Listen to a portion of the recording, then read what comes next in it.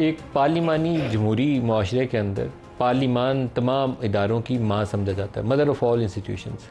और कल पार्लिमान के साथ जो कुछ हुआ, पार्लियामेंट के अंदर से पार्लियामेंट के अहाते में लोगों को पकड़ने के लिए, MNAs को गिरफ़्तार करने के लिए अगर कोई लॉ इन्फोर्समेंट की एजेंसी या उसके पर्सनल अंदर घुसते हैं तो इससे ज़्यादा बेतुकीरी उस इदारे की नहीं हो सकती। कल हम जब इस वक्त प्रोग्राम ये कर रहे थे लाइव, उस वक्त ये छापे पड़ने शुरू हुए। पहले एक ख़बर आई, फिर दूसरी ख़बर आई, और फिर ये पूरी रात ख़बर चलती रही। और सिर्फ यहीं तक मामला नहीं रुका, बल्कि चीफ़ मिनिस्टर KP अली अमीन गंडापुर, जिनके मुतल्लिक़ कल मैंने प्रोग्राम में कहा था कि उन्होंने बहुत ही नामनासिब उनका अंदाज़े गुफ्तगू था।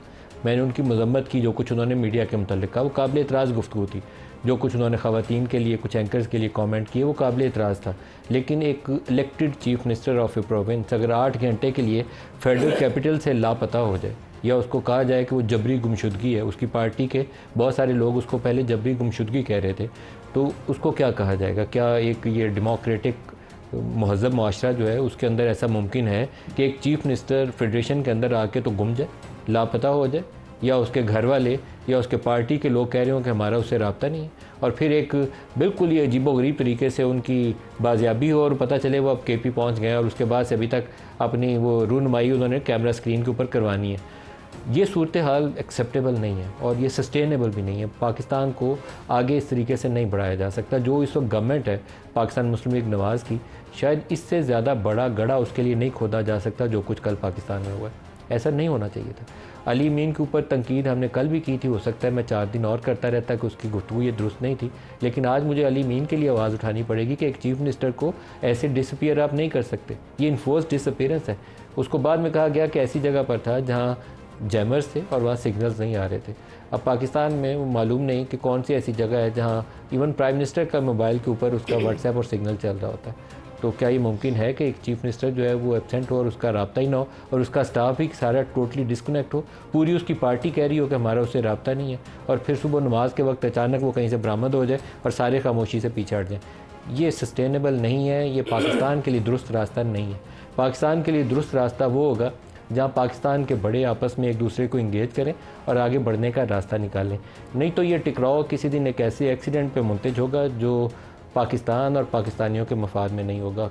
मैं बार बार इस चीज़ को दोहरा रहा हूँ और ये मेरा अंदेशा है, जो कुछ हालात जिस तरह चल रहे हैं कि हम किसी एक्सीडेंट के बाद शायद हमें संभलने का मौका ना मिले, फिर बहुत ज़्यादा नुकसान उठा के पाँव खड़े करने का मौका मिलता है। उससे पहले अगर अपने आप को संभालना हो तो उसके लिए दानिशमंदी और हिकमत अमली की ज़रूरत है, जो दोनों अभी तक नापैद नज़र आती हैं। लाठी से 25 करोड़ लोग नहीं चलते, हम लाठी से हाँकने की कोशिश कर रहे हैं। पता नहीं अंजाम क्या होगा। जो आज प्रोग्राम में हमारे साथ असद अली आज़ाद साहब हैं, सदर इस्लामाबाद हाई कोर्ट बार हैं, अज़मा बुखारी हैं, वज़ीर इत्तलात पंजाब, सलमान नकम राजा साहब हैं, सेक्रेटरी जनरल पाकिस्तान तहरीक इंसाफ के। राजा साहब, आपसे आगाज़ करूँगा प्रोग्राम का। पहले तो ये बताएँ अली अमीन कहाँ थे और वापसी कैसे हुई?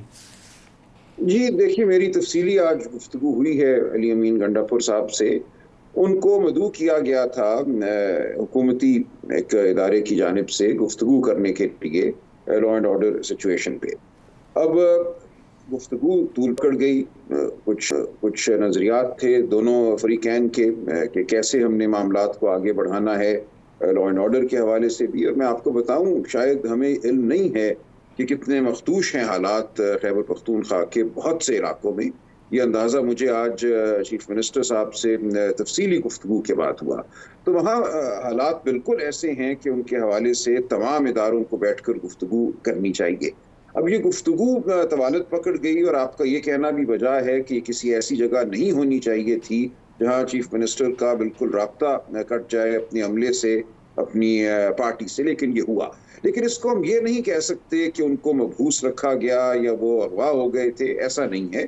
वो गए, उन्होंने अपनी बात की, ये गुफ्तगू कुछ घंटे जारी रही और उसके बाद वो अपने अमले के साथ आ गए।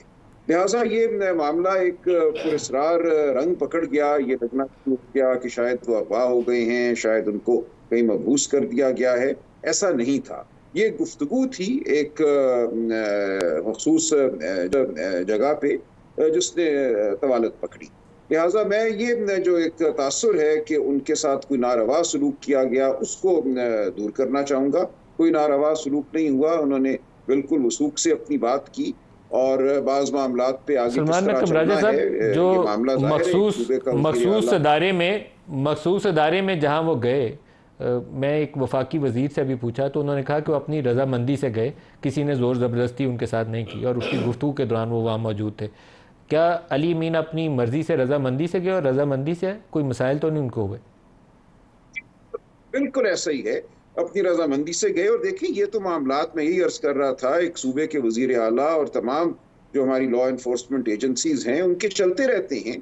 उन्होंने जाहिर है मिलकर सूबे के मामलात को देखना है, इंटेलिजेंस रिपोर्ट्स आती हैं, उन्होंने फैसले करने हैं, कौन सा काम पुलिस करेगी, कौन सा काम कोई दीगर इदारा करेगा, उनका आपस में बाहमी ताउन क्या होगा। तो ये मामलात ऐसे हैं जिन पे एक सूबे के वजीर आला को सियासत से हटकर एक राब्ता और गुफ्तगू रखनी पड़ती है। ये उस नौइयत की गुफ्तगू थी, इसको एक रंग मिल गया जो सियाको सबाक था, चूंकि मामला हो रहा था, गिरफ्तारियां हो रही थी, तो उस तनाजुर में ये लगा कि जैसे अली अमीन को भी शायद आपने पार्लिमान पे हमला क्यों कहा? आपने ये लफ्ज़ क्यों इस्तेमाल किया कि पार्लिमान पे हमला हो रहा था?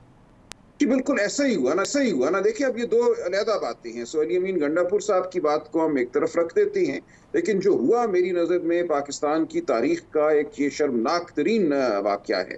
देखिए, हमने 9 मई के हवाले से तो बहुत तासुफ किया, अफसोस किया कि नहीं होना चाहिए था। आज़मा बीबी के पास चलते हैं। आज़मा बीबी, पार्लिमान की दीवार तोड़ी गई थी 2014 के धरनों में, और शायद पाकिस्तान में कोई बंदा जो जमहूरियत पसंद होगा जिसने उसकी सताइश की, सब ने मजम्मत की थी। ये पार्लियामेंट के अंदर से घुस के किसी को गिरफ़्तार करना, और वो भी स्पीकर की मर्ज़ी और मंशा के बगैर, और स्पीकर आज के इजलास में कह रहे हैं कि मैं कार्रवाई करूँगा। कल रात जब गिरफ्तारियाँ हो रही थी तो उस वक्त याद सादिक साहब कहीं सो गए थे, मेरे लिए सरप्राइज़ है।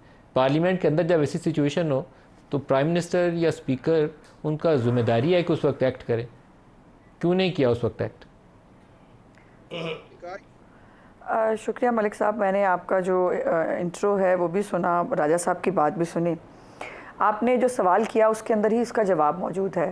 पहले तो जो कल गिरफ्तारियां हुई हैं उसकी कोई बैकग्राउंड है, उसकी कोई पस मंज़र भी होगा।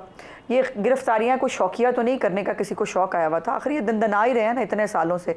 और जो आपने बिल्कुल ठीक याद कराया कि अगर उस वक़्त पार्लियामेंट की दीवारें गिराने से और जो पीटीवी के अंदर जो है वो घुस के नशरियात बंद कराने, जो यकीनन बहुत ही कोई एक्स्ट्रा ऑर्डनरी हालात में ही शायद अल्लाह माफ़ी दे कभी होती हैं, वो करके उसको सेलिब्रेट करने के ऊपर जो है वो उसके बाद एक शख्स जो है वो मुबारक देता हुआ दूसरे को पाया जाए और उसमें से फिर बाद में एक सदर बन जाए, एक वज़ीर आज़म बन जाए, तो वो पार्लियामेंट की बेतौकीरी नहीं है।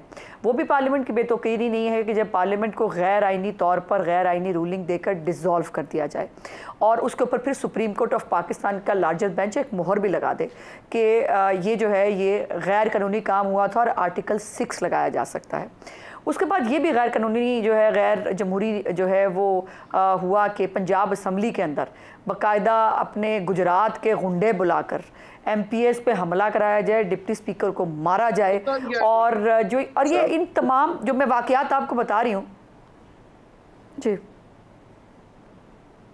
नहीं, क्या बता लिया इन वाक़यात का? लेकिन इससे हाँ, ये सवाल तो यही बनता है कि क्या कल वाला वाक़या जो था वो पहले वाक़यात का जवाब था?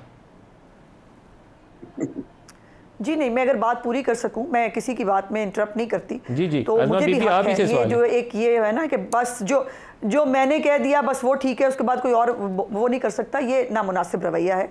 मेरी गुजारिश इसमें इतनी सी है, एक सूबे के वज़ीर आला का सरकारी वसाइल का भरपूर इस्तेमाल करते हुए एक जलसा गाह के अंदर आना, वहाँ पर आकर दूसरे सूबे के ऊपर लश्कर कशी करने की धमकी देना, गंदी और फाउल लैंग्वेज की तो हम बात ही नहीं करते, वो तो इनकी आदत हो गई है, वो तो इनके शायद खमीर का हिस्सा है। वो जा नहीं सकती, मैं डर रही हूँ उस दिन से जिस दिन राजा साहब के ऊपर इनका रंग चढ़ जाएगा, अल्लाह ना करे वो दिन कभी मुझे देखना पड़े। और वो उसकी तो मैं बात ही नहीं करती। खातून साफ़ियों के बारे में भी जो गुफ्तगू की जाए वो भी, मतलब ये कौन सी खिदमत है? फिर आपने बाकायदा उस पूरे जलसे के अंदर सिर्फ एक खैबर पख्तूनख्वा का CM नहीं, वो खालिद खुर्शीद साहब का आपने सुना है क्लिप? आई होप आपने नहीं सुना होगा, जिसमें वो नाम लेकर अदारों के सरबराहों के ऊपर जो गंद बक रहा है, ये सारे वहाँ मौजूद थे ना।